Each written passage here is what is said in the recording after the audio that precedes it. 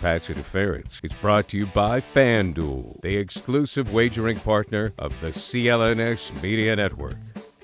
Okay, so if you've been listening to this podcast, you know two things by now. Number one, this episode of the Pats Interference podcast is brought to you by FanDuel, the exclusive wagering partner of the CLNS Media Network. Sign up today at FanDuel.com/Boston and claim your $200 bonus supporting the people that support us. Number two, you know that I generally keep things down the middle. Okay, we have researched information in this pod. We have reasonable takes. We have film breakdowns, some goofy drafts and concepts and gimmicks, some great guests. But generally speaking, you are not going to find any of the hot takery or pro wrestling that has infected other parts of sports media. First Take, FS1, you've seen it. You know what it looks like. You don't hear it on here. However, today, we are steering into the skid because anyone following the Patriots, associated with the team, rooting for them, writing about them, talking about them for a living, has been thrown way around by the comments made by Robert Kraft and Bill Belichick at the owners' meetings on Monday, where I have not been. I have been here at home. I am entirely reliant, as most likely you are, on the great work done by my colleagues in the beat, including Kara Garigian for the Boston Herald, to inform us of Bill Belichick saying in response to a question about why fans should be optimistic about the 2023 season, with the Patriots over-under right now at FanDuel is 7.5 wins for the season. They're not expected to make the playoffs. And his response is the last 25 years.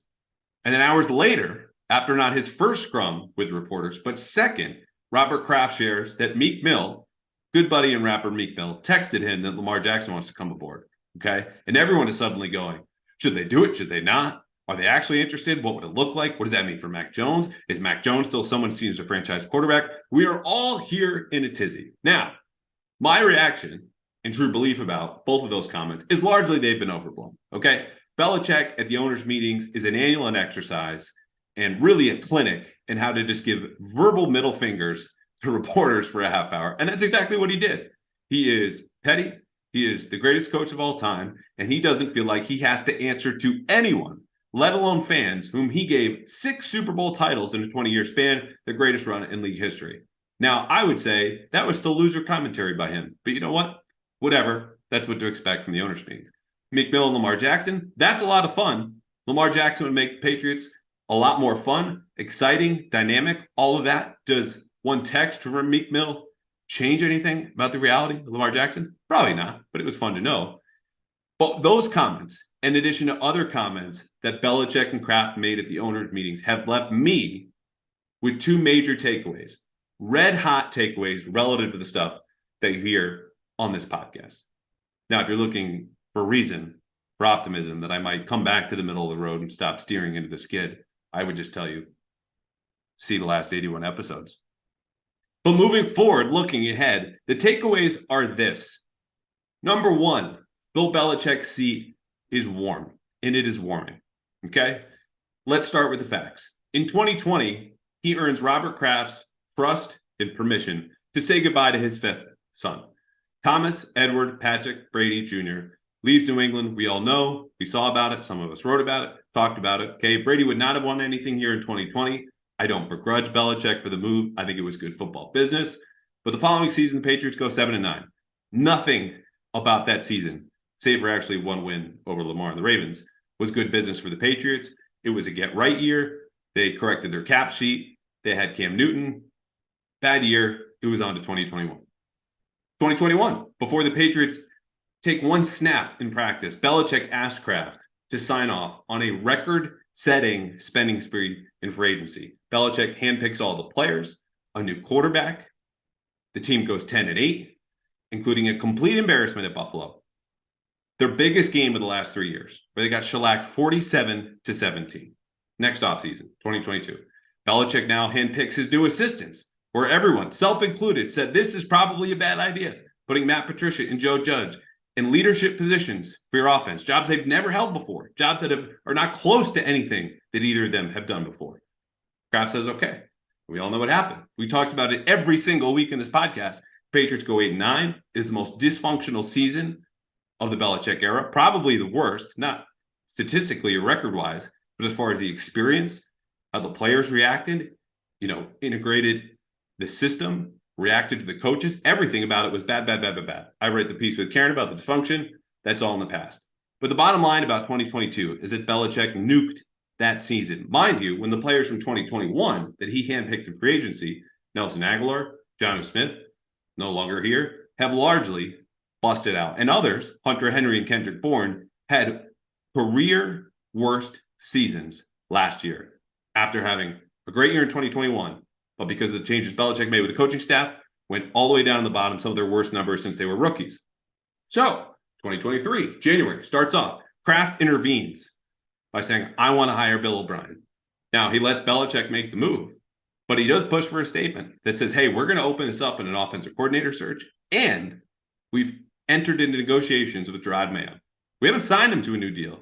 Gerard's contract's up, but we're just going to talk with him, and we're going to let everyone know about it in this unprecedented move. Now, you know all of this. But what we didn't know is until Monday about how Robert feels about Belichick's job security, which again, Belichick's seat is warm. This was the quote from Robert Kraft about Belichick's future. He said, quote, look, I think Bill is exceptional at what he does. I've given him the freedom to make the choices and do the things that need to be done. His football intellect and knowledge is unparalleled from what I've seen. Just when you talk to him, the small things analytically that he looks at. But in the end, this is a business. You either execute and win or you don't. That's where we're at. I think we're in a transition phase. I think we've made some moves this year that I'm personally comfortable with, and I still believe in Bill. What Bill is both the greatest coach of all time, 8 rings, no taking anything away from that, and someone who is 25 and 26 over the last 3 years, when everything I just detailed happened. 0 playoff wins in the last 4 years, 1 playoff trip without Tom Brady, and 2 losing seasons in the last 3. That's it. Their only win over a great team, defined as top 6, in my opinion, by DVOA, over the last 3 years without Brady, was at Buffalo in a windstorm, 14-10. A game that you could not replicate even if you tried. That's been it. Okay, this is the coach. So ask yourself, how many NFL coaches, even if Belichick is the exception to the group of exceptions, because he is exceptional, Robert's absolutely right, but survived going 25 and 26, including that playoff loss, without a great win during that stretch, okay, and missteps in free agency and with the coaching staff. I don't know any other coach that would have survived everything that went on internally last year. And this is the guy who co-wrote the piece that told you exactly what happened inside last year, and also tells you, and has in previous episodes, it was much, much worse. Now, the question might be, from Robert's perspective in these comments about the pressures on with Belichick, how is this any different? I did TV last night with Mike Felger. As you know, Mike's a bit of a contrarian. He dips into some of the hot takery that we generally avoid. He was doubtful. He said Kraft is all bluster. This is performative. Okay. He does this to curry favor with the fans. And absolutely right. Every single opening statement, you go back to Robert, anytime he's spoken with the press, it's usually just at the owners' meetings, starts with reminding you he used to sit in the stands at Old Foxborough Stadium. I'm still the fan at heart. I am a fan for Brookline, all this different stuff. I'm just a fan who owns the team. He aligns himself with you at home. The difference this time around, when it comes to Belichick coming off of a down year and Kraft saying, we better make the playoffs, something he reiterated on Monday, is that he has a plan B in-house. We mentioned Mayo. The team has extended Gerard Mayo. He has a new contract. He's the change. If things don't go well with Belichick, and for me, that would have to be an 8-9 season with good health. Okay, 7-10, I could definitely see a scenario where Belichick is gone. 8-9, same deal. If Matt gets hurt again, who knows? We'll have to go through the season and learn together. But Mayo turned down interviews to be a defensive coordinator elsewhere. He turned down a head coaching interview in Carolina to stay in New England. So how could the Patriots, who couldn't or wouldn't offer him a defensive coordinator job or the head coaching job, keep him long-term when this is a guy who said for multiple years, I want to spread my wings. I want to get out there. What could they have offered to him? We know what it is. It is basically, you're the heir apparent. You're going to be the successor. Stick around long enough. Everyone inside that team knows about how Robert feels about Gerard. Now the whole world knows, in light of Robert Kraft comments on Monday, saying he thinks Gerard has no ceiling as a head coach. He could be as successful and as good as Bill Belichick, is what that comment made. Kraft also didn't commit to Belichick staying around to break Don Shula's record, something I think, again, has been talked about a little bit too much. But the whole impetus for that is that this is obviously something that Belichick wants. And the Don Shula conversation is really just a way to kind of Trojan horse your way into, is it possible Belichick is gone before 2024? Again, it's a job security question. That's at the heart of that. Not does Bill just get to hang around for as long as he wants. And it's because of the recent stretch. And it's because Gerard Mayo is now the available plan B inside the building. Where before, we've seen Robert Kraft try to keep assistants. Josh McDaniels in Indianapolis gave him a raise, had to sit down, persuaded him to stay. This is something much more than that. This is because he believes and wants Gerard Mayo to be Belichick's successor. And that's the reason why you can move on, potentially, from the greatest coach of all time, whose seat right now, I'm telling you, is warm. That's pressure on Belichick, that's heat, and that's a warm seat right here in Foxborough. Okay, before we get to number 2, Massachusetts, listen up. The wait is finally over. FanDuel, America's #1 sportsbook, is now live in Massachusetts, and new customers from Bay State can get into the action with $200 in bonus bets, guaranteed. When you place your first $5 bet, just sign up at FanDuel.com/Boston. You can bet on the Pats, the Sox opening day coming up Thursday, Celtics, Bruins heading into the playoff push. Thank God things got corrected with the Celtics and Bruins, by the way. I don't know how they overlap with one of their 2 worst seasons, 1 or 2 worst weeks of the season. Granted, the Celtics have also had like 10 worst losses of the season. But money line, point spread, player props, any of those teams, even the NFL draft with the Patriots, are they going to take an offensive tackle, corner, receiver? You can bet everything and more at FanDuel, an app that is safe, it's secure, it's super easy to use. I've told you I made money on UConn's recent stretch, so don't miss your chance. Get a $200 bonus bet when you deposit $5, win or lose. Visit FanDuel.com/Boston and make every moment more on America's #1 sportsbook.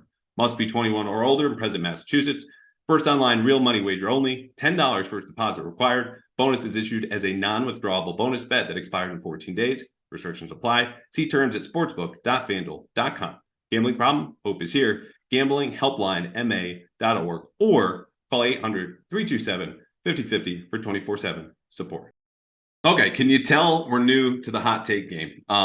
Spicy take. I'm almost out of breath. We're only halfway through. Here comes the second takeaway from Monday's comments. Again, putting the entire context of what we've seen from Belichick and Kraft, who had very different comments than Mac Jones, by the way. Belichick has not thrown any public support behind Mac since October when he came back from the high ankle sprain. So him not committing is not new. Kraft, however, having a very different opinion, saying he's high on Mac, notably different from what Belichick said.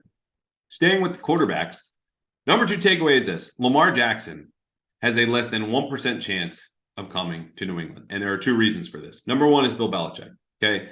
There was 1 year in the 20 years Tom Brady was here that he allowed the greatest quarterback of all time to occupy more than 13% of the team salary cap. Lamar wants a lot more than that. And he wants all of it guaranteed with his reported contract demands, which again are fluid because he has virtually no leverage left with the Ravens, with his entire outside market drying up the moment he got slapped with the franchise tag. And all of these owners and GMs curiously, very curiously, running to reporters to tell them, we're out on a guy who, when healthy, is a top 5, top 7 quarterback in the league. If he were to come to New England, not only is there the matter of draft capital, which if they sign him and Baltimore lets him walk on this offer sheet would be 2 first-round picks. So maybe they negotiate a trade where it's draft capital and Mac going to Baltimore if Jackson signs the franchise tag and then gets traded to New England. But either way, he would arrive as the highest paid player on the team. This is something, in talking with people inside the team, they care about and think about a lot. Someone who's going to be a tone setter, someone who's going to have power, okay, and leverage that Belichick has not even had to deal with when Brady was here because Brady took less money. Brady did what he said. Lamar Jackson arrived saying, I'm 26. I've already been an MVP. I've won a playoff game in the first couple of years I started in this league. You need me. I'm the best player here. We're going to do things our way, even if that way is aligned 90% with what Belichick wants. You can't afford to lose the 10% because that guy, again, is the man in your locker room. There's also durability concerns, okay? Again, I would hand him the contract. A watered-down version, yes. Something that the Ravens offered, up a little bit more, maybe make it longer for their taste. He is that much of a difference maker, and I think you could find better ways to protect him than the Ravens have, using him as a focal point of the run game, pass game, everything, especially if he had better weapons, which right now, if you want to complain about receivers in New England over the last 5, 7, whatever years, just talk to a Ravens fan. They've had it much, much worse with the same terrible draft track record. So Belichick is not going to do this. From a power standpoint, from a money standpoint, from trading away draft assets, it's just not going to happen. But I said there were two. And the second reason is the man who brought this to all of our attention by divulging that supposedly Lamar wants to come to New England, and that's Robert Kraft. Because Kraft, like the 30 other owners who watched Cleveland last year, hand a gross 5-year, $230 million contract to Deshaun Watson, does not want to be the guy to make Deshaun Watson an exception to the rule when it comes to guaranteeing contracts moving forward. Because if a second quarterback gets an extended, fully guaranteed contract like Deshaun got, that's what everyone else is going to be asking for. And for the owners, that's more money out of their pockets, okay? Steve Bisciotti, owner of the Ravens, is actually on the freaking record saying he wished that Cleveland didn't do this with Deshaun Watson, knowing he would have these negotiations with Lamar and knowing they would get a lot more difficult if Lamar got to point to that contract and say, Deshaun has upwards of 30 women accusing him of sexual assault. He didn't even play last year. He's also had a torn ACL and injury concerns, and he just got that. Guess what my price is? Whatever it is, it just went up, and the starting point is 5 years, $230 million. Again, the Patriots, especially Kraft, is someone who is very concerned with his legacy. A lot of us will be when we get to be 81 or whatever he is. Someone who's also on the precipice of the Hall of Fame, does not want to be the guy viewed in league circles who screwed it up for everyone else. Okay, so he might have said it's Bill's decision football-wise, knowing Belichick would say no, because then Robert doesn't have to be the bad guy. But he absolutely dropped that in Belichick's lap, knowing that even if Belichick came to him, he's going to say no. And it's not from a cash spending standpoint where they're way too low, but supposedly Bill's been never told no as far as the money he wants to spend, according to Kraft.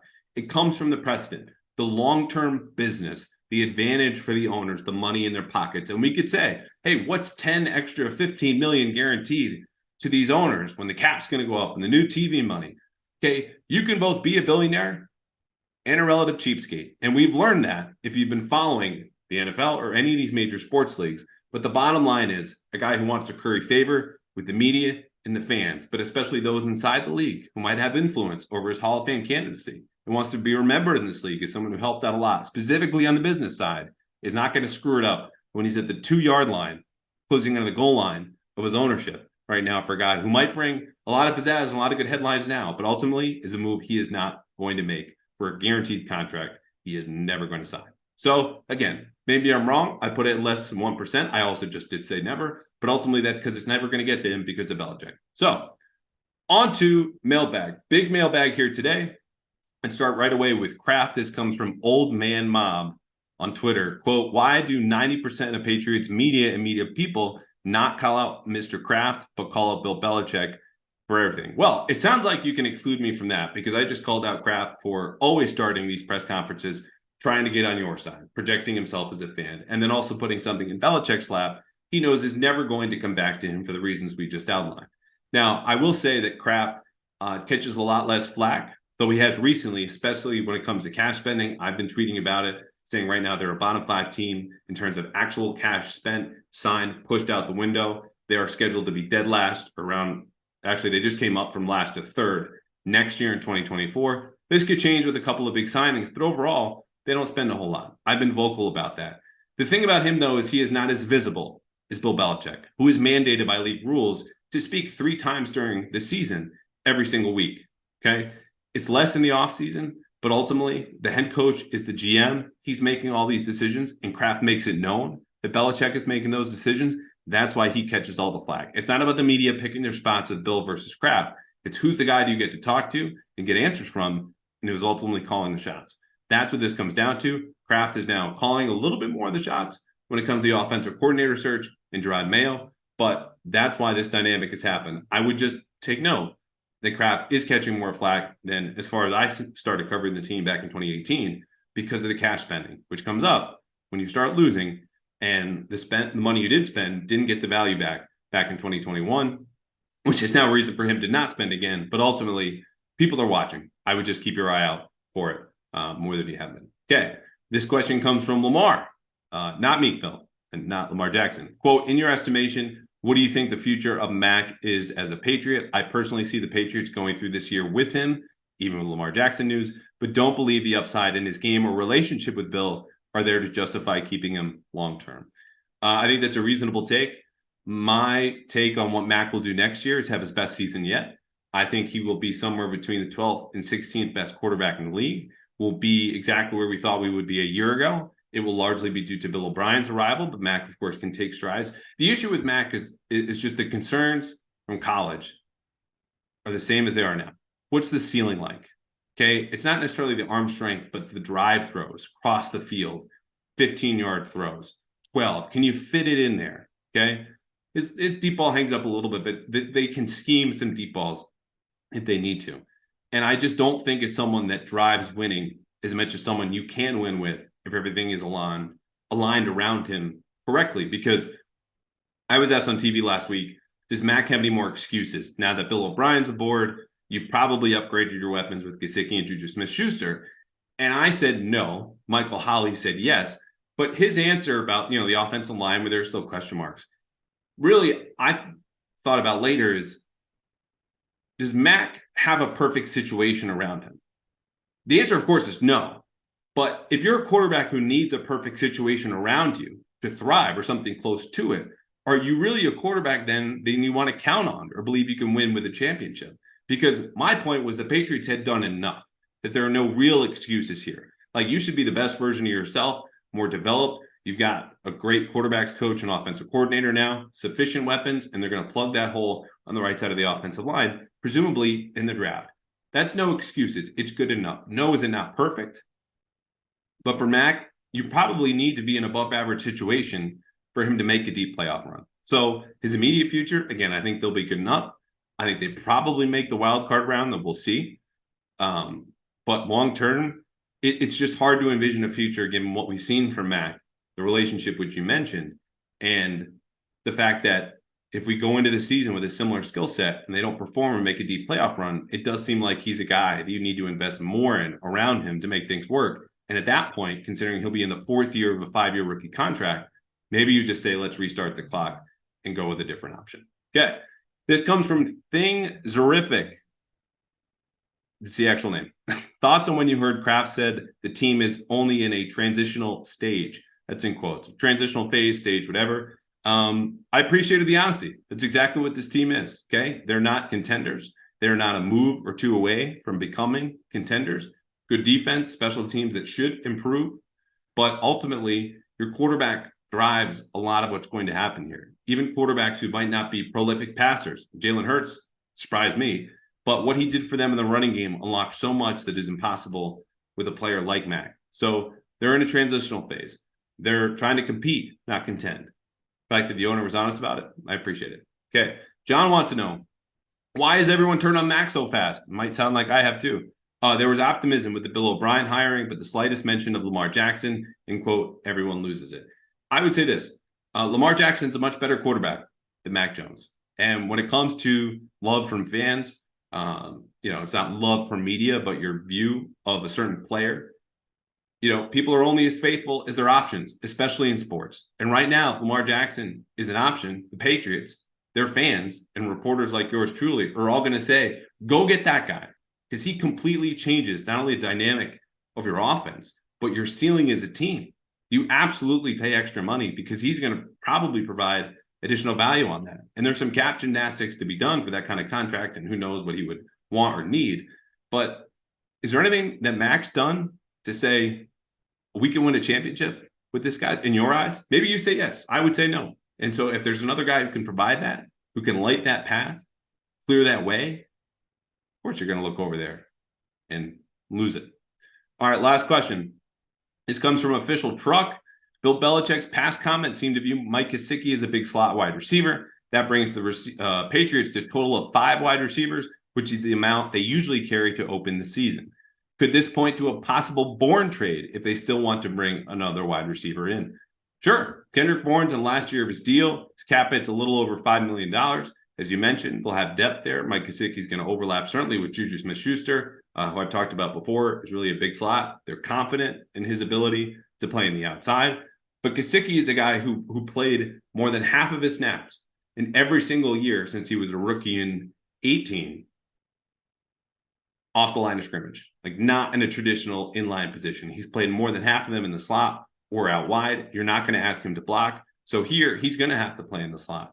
Now, if they do trade Bourne, I would think they will sign someone else, a veteran, and draft a rookie. I would expect them to address the receiver position at the latest by round 4.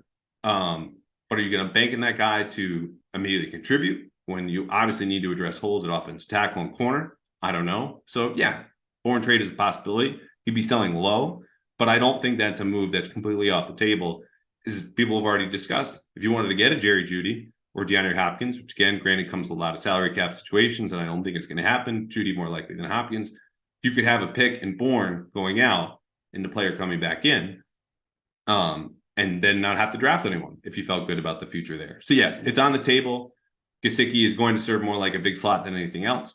We'll just have to wait and see. And it feels like we're doing a lot of waiting and seeing through free agency because it was underwhelming and has been until Monday, where they set the sports world on fire. Robert Kraft and Bill Belichick at the mic from the owners meeting. So this episode of the Pats Interference Podcast is brought to you by FanDuel, the exclusive wagering partner of the CLNS Media Network. Sign up now at FanDuel.com/Boston and claim your $200 bonus. I will be betting down to New Orleans this weekend. No more episodes this week unless we have absolutely crazy news. My bachelor party is coming up. Super excited, getting married in about 60 days. If you have any New Orleans recommendations, restaurants, bars, things not to do, please holler at me at _Andrew Callahan on Twitter, or just Callahan at BostonHerald.com via email. I'm going to have a blast if I am back from a weekend that also coincides with UConn in the Final Four on Saturday. We will have another episode and a guest. Could be Fitzy from WEEI. Mutt is going to come back on soon. Christian Fourier, a lot of EEI guys, plus some more draft analysis. Danny Kelly, the Ringer, should be back for a full-on Patriots draft preview. So lots to look forward to. For me, that starts this weekend. For you, hopefully as well. Until then, so long, guys.